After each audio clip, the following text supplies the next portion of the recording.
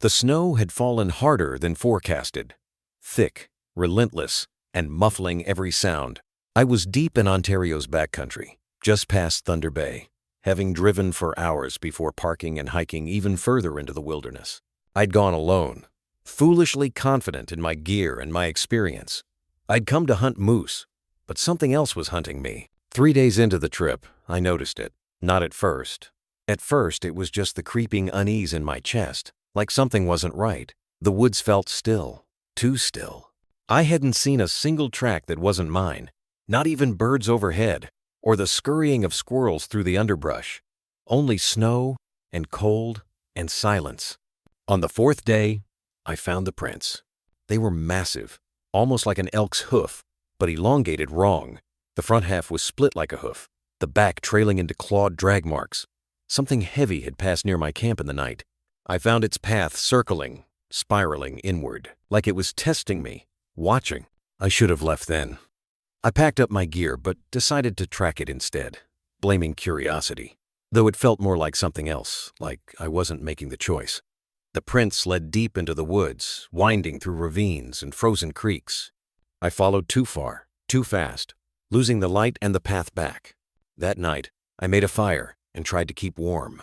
The wind howled like something alive, and around midnight, I saw it for the first time. It stood beyond the edge of the firelight, tall as a moose but impossibly thin, with limbs too long, arms hanging almost to the ground. Its head was like a deer's skull, antlers huge and ragged, but its eyes, those were human.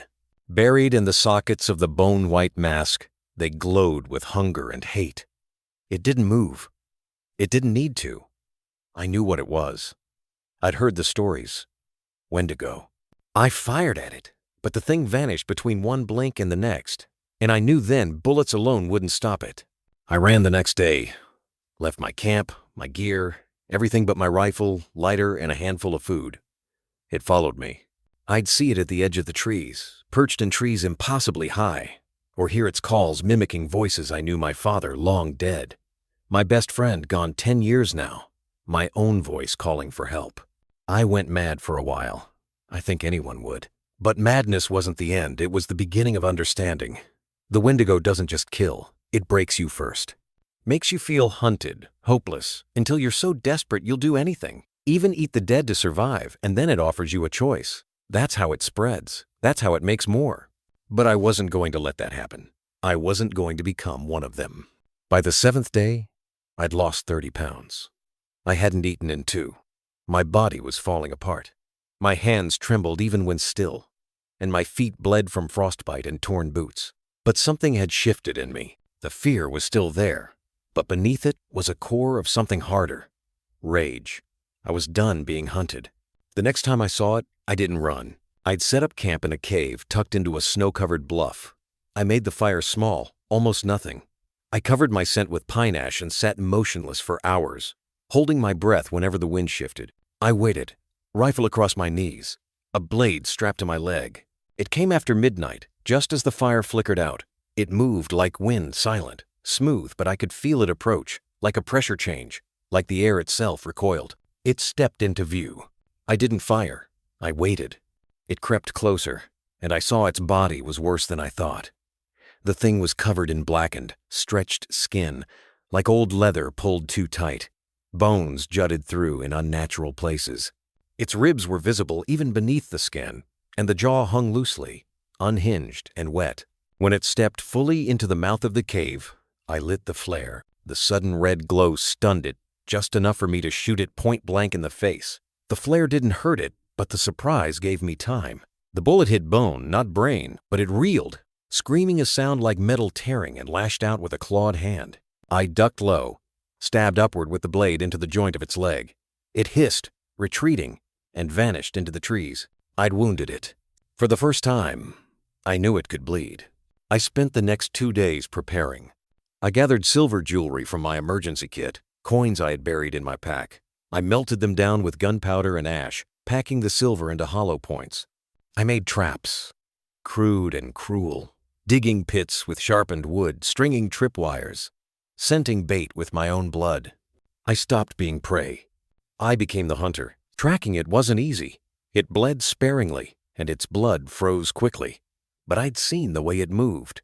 It followed ridgelines, took high ground. I mimicked its behavior, shadowing it as it had shadowed me. Sometimes I caught glimpses of an antler behind a tree, a shadow that moved against the wind. I waited, watched. And finally, I found its lair. A hollow at the base of a burned-out tree, ringed by bones, hundreds of them. Deer, moose, humans.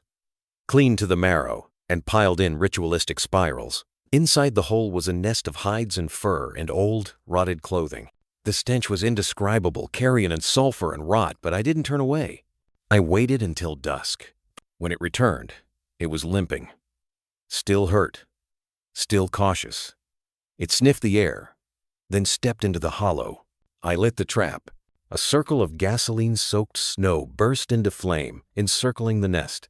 It shrieked pure hatred and lunged at me, breaking the line of fire. I fired 3 times, silver bullets shattering into its shoulder, its neck, and then finally its chest. It collapsed, but it didn't die. It convulsed, gurgling, claws scrabbling in the snow. I stepped forward and fired the last shot into its skull. The antlers cracked. Its body jerked once, then went still. But I wasn't done. I knew better than to think a Windego could be killed like anything else. I dragged the carcass into the fire ring, doused it in oil, and watched it burn. It screamed again long and high and then went silent as the flames consumed it. The bones cracked, blackened, and shattered into ash. Only then did I let myself breathe. I stayed there until dawn, watching the flames die out. There was no sign of it left, only melted snow and a stink that never quite faded. I buried what remained under a cairn of stones and carved a warning into a nearby tree. Not for others, there were no others out here but for myself. A reminder. I stumbled out of the forest 4 days later, half dead and nearly unrecognizable. The rangers who found me said I was lucky. I told them I got lost, attacked by a bear. They nodded. Let it lie. But I saw the look in one of their eyes. He knew. The Windego is real. And it's not alone. Every so often, I feel it again, that stillness, that wrongness. I hear the call of my own voice, just beyond the trees. Sometimes I wake to see antlers in the mirror, just for a second, before they vanish. But I'm not afraid anymore. If it comes back, I'll be ready. Because I'm the one who hunted it, and I know how to kill it.